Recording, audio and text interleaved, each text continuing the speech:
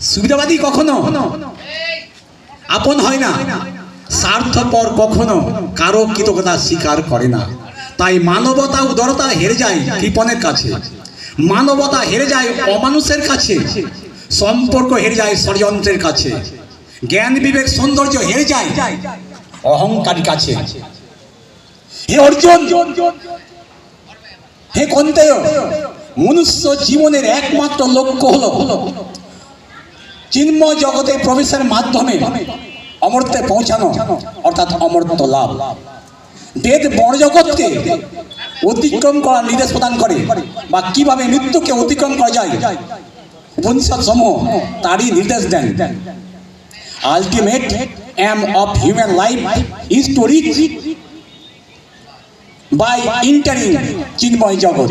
Veda guide to cross the ocean. Update how to cross by Upanishad. ভগবান শ্রীকৃষ্ণ বলেছেন, এই পাঁচটি পরিস্থিতিতে অবশ্যই অস্ত্র উঠাও। দেশ রক্ষা, ধর্ম রক্ষা, শত্রু রক্ষা, স্ত্রী রক্ষা। ভগবান শ্রীকৃষ্ণ বলেছেন, ধর্মের গ্লানি, আমি ভগবান, সখা অর্জুন, যুদ্ধ করো, আমি তোমার রথের সারথি। শক্তিশালী একটি পক্ষ নীতিভ্রষ্ট হয়েছে, নাস্তিক হয়েছে বললেন না, অমানুষ, অত্যাচারী, নারী নিগ্রহকারী, অসামাজিক স্বার্থপর হয়েছে।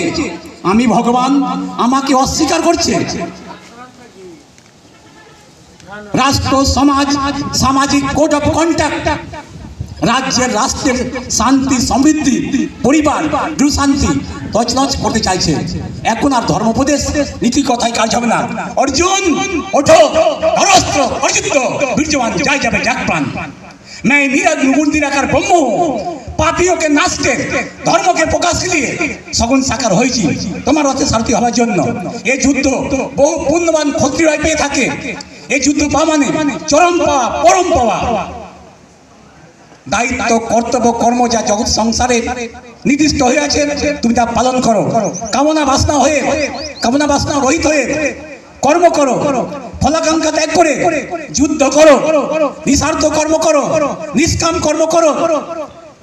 নিষ্কর্মা হয় না, কর্মে তোমার অধিকার আছে, ফলে নয়। তাই তার দৃষ্টিতে সুবিচার হয়, তাকে তুমি অস্বীকার করো না।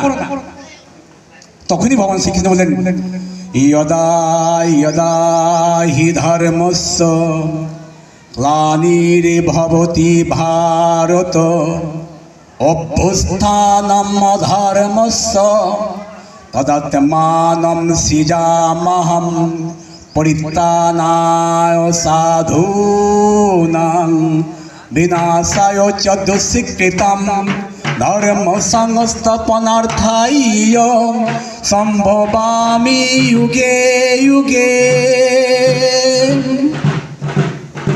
হে ভারত, যখন যখন ধর্মের হানি এবং অধর্মের অভ্যুত্থান হয়, তখনই নিজ রূপে সৃষ্টি করে আমি আবির্ভূত হয়। সাধু পুরুষদিকে উদ্ধার করবার জন্য এবং পাপাচারকে বিনাশ করবার জন্য এবং ধর্ম আর ধর্ম স্থাপন করবার জন্য আমি যুগে যুগে আবির্ভূত হয়। তাই তো আজ থেকে হাজার হাজার বছর আগে যখন ভারতবর্ষের তপবন মুখরিত হতো ঋষি বালকদের কণ্ঠে সুমধুর বেদগানে, যখন সৃষ্টির রহস্য উন্মোচিত হয়ে উঠেছিল বেদান্তের সুগভীর তত্ত্বজ্ঞানে, হিন্দু রাজা সেই দিন রায়দণ্ড ধারণ করে শপথ দিত সকল প্রজাকে সমান দৃষ্টিতে সুবিচার করার। আর ভারতবর্ষের উত্তরে হিমালয়, তিব্বত, জম্মু কাশ্মীর থেকে দক্ষিণে কন্যাকুমারী, এমনকি শ্রীলঙ্কা পর্যন্ত, পশ্চিমে সুদূর ইরান, ইরাক থেকে পূর্বে গান্ধার, পূর্বে ব্রহ্মদেশ, তার দক্ষিণে উত্তর ভিয়েতনাম, তার দক্ষিণে দক্ষিণ ভিয়েতনাম এবং তার দক্ষিণে মালয়েশিয়া, এই অখণ্ড ভারতের অঙ্গীভূতার বিভিন্ন প্রান্ত থেকে ভারতবর্ষের সাধু সন্ন্যাসী, মুনি, ঋষি, মহর্ষিগণ উত্তরপ্রদেশের নৈমিষারণ্যের গহন অরণ্যে সমবেত হয়ে তৎকালীন ভারতবর্ষের আইন বিভাগ এবং শাসন বিভাগ কেমন হবে তার দুটো খসড়া রচনা করতেন। এবং সেই খসড়া দুটি ঋষিদের প্রতিনিধি দল রাজার হাতে অর্পণ করতেন। আর মহর্ষি রাজার মাথায় স্পর্শ করে মনে করে দিতেন যে রাজা শুধু সর্বত্যাগী সন্ন্যাসী ভিক্ষুকের প্রতিনিধি। মেগাসিস নিজের বর্ণানুসারে ভারতবর্ষের রাজপথে রাত্রি দ্বীপহেও সর্বাঙ্গে